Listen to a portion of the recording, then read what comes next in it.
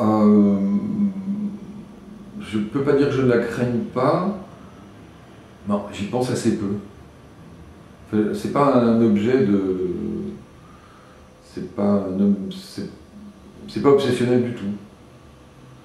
Il y a des choses qui m'occupent plus l'esprit, et surtout j'ai sans doute un air païen en moi, un air dans le sens avec un N, parce que je ressens la possibilité de la métempsychose comme étant une possibilité tout à fait ouverte.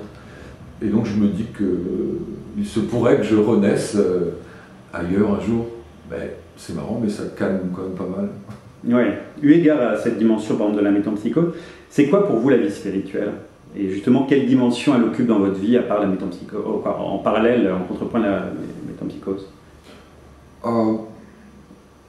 Plutôt que, enfin, bon, les notions de bien ou de mal me semblent un peu diffuses et complexes à cerner.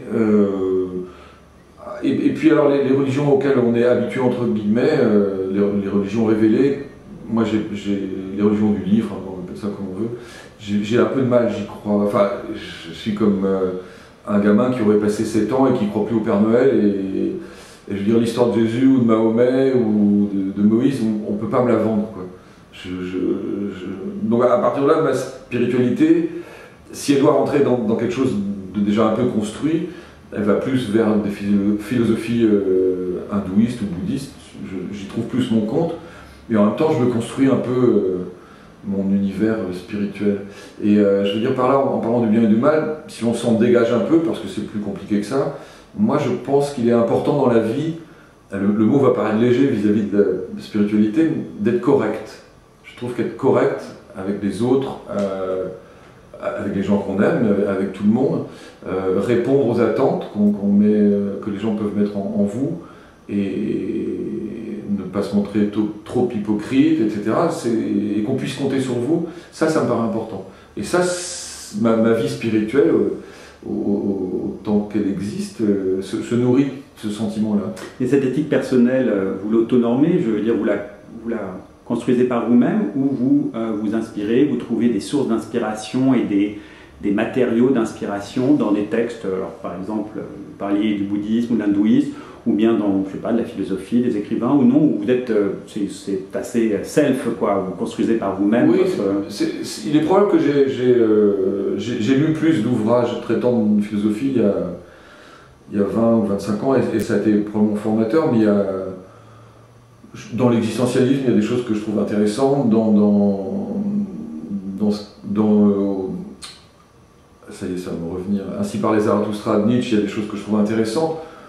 On se construit par bribes comme ça, mais plus proche de l'adolescence pour ces ouvrages-là qui m'ont semblé, moi, fondamentaux à l'époque. Ensuite, c'est plus en voyageant, c'est à la rencontre de certaines civilisations, même à l'intérieur de l'Europe parfois, où je me dis, mince, ici, on sait mieux vivre en harmonie. Et ça m'inspire beaucoup. Donc je regarde et je dis, qu'est-ce qui est différent dans ces villes-là par rapport à nous, et Moi, j'ai le vague sentiment qu'en France, les gens ne savent plus du tout s'arranger, font plus attention aux autres, et qu'on est dans un truc au mieux de lobby, le lobby des buralistes, le lobby des chauffeurs de taxi, le lobby des pêcheurs à la ligne. J'ai l'impression que la France fonctionne comme ça, et que d'un cercle à l'autre, il n'y a pas beaucoup d'entente, et au pire, dans des conduites ultra individualistes. Et ça m'embête, parce que j'aime bien, moi, que dans la rue, dans la manière dont les gens se conduisent, j'aime bien qu'on fasse un petit peu attention aux autres. Du coup, je me sens plus à l'aise dans des villes, parfois du Nord, mais aussi ça peut être Madrid ou Barcelone, où je trouve qu'il y a un niveau de civilisation, plus élevé qu'en France. C'est un élément qui explique votre ralliement au Parti breton? Oui, certainement, parce que ma conscience bretonne est née essentiellement pendant que je vivais au Portugal. Et là, je suis beaucoup en contact avec des communautés bretonnes. J'étais à New York il y a un mois, et alors j'avais rien demandé, mais on avait vu sur Facebook que j'étais en studio là, donc les réseaux bretons sur Facebook. Et ils m'ont drivé, ils m'ont rendu service, j'ai passé des soirées avec eux. Et cette conscience bretonne, elle naît souvent hors de l'Hexagone. C'est-à-dire quand on s'expatrie vraiment. Et c'est assez curieux. Donc ça s'est passé comme ça pour moi au Portugal. Et c'est vrai qu'à chaque fois, autant le retour en Bretagne est nécessaire, même si on sent qu'ici, il y a des choses qui sont en train de changer, pas forcément dans le bon sens. Mais à chaque fois, rentrer de certains pays, et je ne suis pas le seul à le dire, et débarquer à Paris, c'est toujours un truc un peu dur, quoi. Et donc on a envie de, ce mal français entre guillemets, on a envie de mieux le comprendre. Et puis finalement, on se rend compte qu'ailleurs en Europe, une très vieille nation comme la Bretagne, si elle était liée à la Grande-Bretagne ou à l'Allemagne ou à l'Espagne, elle aurait déjà son autonomie, une sorte d'autonomie autant que la Catalogne, la Bavière ou ce qu'a obtenu l'Écosse.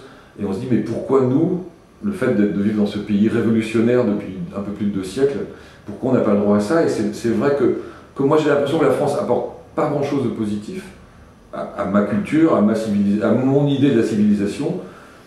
Oui, alors, encore une fois, moi je ne suis pas indépendantiste et personne au Parti breton n'est indépendantiste. On est très européen, c'est-à-dire qu'on croit en l'Europe fédérale, on ne croit pas aux frontières, on croit en l'euro. Et les gens peuvent penser que c'est antinomique, mais pas du tout. On croit à une vraie Europe fédérale, celle dont rêvait Victor Hugo il y a plus de 2 siècles, celle qui était déjà dans la tête de beaucoup de politiques il y a super longtemps. Quel regard portez-vous sur la vie politique à Rennes, en Ille-et-Vilaine et en Bretagne, justement? En Bretagne, il y a eu ce revirement. Ma mère était militante socialiste, donc j'ai vécu ce passage de la Bretagne à gauche. J'ai toujours pensé que c'était plutôt positif. Mais après, je me pose des questions. En réalité, la droite et la gauche, c'est pas. Voilà, c'est comme le bien et le mal. Parce que moi, je suis dans une famille où la droite, c'était le mal et la gauche, le bien. Et c'est assez difficile de sortir de ce schéma. Je pense qu'autour de nous, à Rennes, beaucoup de gens sont nourris de ça encore. Mais ce que je vois plus les choses, moi, en tant que membre du Parti breton, entre jacobins et pro-européens. Et le nombre de jacobins au Parti socialiste en Bretagne est tellement élevé que je ne sais pas si c'est bien que ce soit. Enfin, je veux dire, ceci dit, c'était l'UMP, ils sont encore plus jacobins. Donc, la Bretagne politique n'a pas de pouvoir, le Conseil régional n'a aucun pouvoir. Si on compare au Pays de Galles ou à l'Écosse ou à la Flandre, le pouvoir qu'a Le Drian est un pouvoir c'est bien, ils tentent des choses bien, mais c'est un peu ridicule. Une région d'Europe, c'est pas ça, quoi. Vous citiez le Zarathustra de Nietzsche, entre le chameau, le lion et l'enfant, lequel choisiriez-vous? Alors je ne me souviens pas précisément de la... C'est la métaphore des métamorphoses de l'esprit, comment l'esprit se mue en chameau, le chameau en lion et enfin en enfant, quoi. Le chameau est un animal de bas, le lion est solaire et l'enfant innocent en quelque sorte. Là, je sais pas, je me souviens que ce livre est arrivé à un moment dans ma vie vraiment important où j'avais besoin, je ne pouvais pas me tourner vers la Bible. Je ne vais pas comparer Inséparés Zarathustra à la Bible, mais quand même il est aussi inspiré d'écritures spirituelles, voilà, d'Asie mineure, etc. Et donc il y avait quand même cette notion dans le livre, et je l'ai vraiment dégusté petit à petit, et je devrais sans doute m'y replonger, mais j'ai vécu cette lecture de Zarathustra qui s'est étalée sur peut-être 2 ou 3 semaines, parce qu'il y allait vraiment très doucement, comme un appel à la vie, quelque chose d'exceptionnel. Je dirais qu'on a envie d'être un peu un mélange des deux. Si on veut durer et prendre beaucoup de plaisir, il faudra être un peu lion et un peu chameau en même temps. Je ne sais pas si ça va être possible. Votre maître mot reste le plaisir. Oh, j'aimerais que le maître mot soit sérénité, mais c'est peut-être un peu... mais le plaisir dans la sérénité. Voilà, j'ai toujours besoin de mélanger deux choses. Mais encore une fois, l'idée de correction me paraît importante. Mais la correction peut amener à la sérénité et aussi au plaisir. Mais ces trois angles-là me paraissent très important. Mais le plaisir, oui, certes. Franck Darcel, Unidiver vous remercie. C'est moi.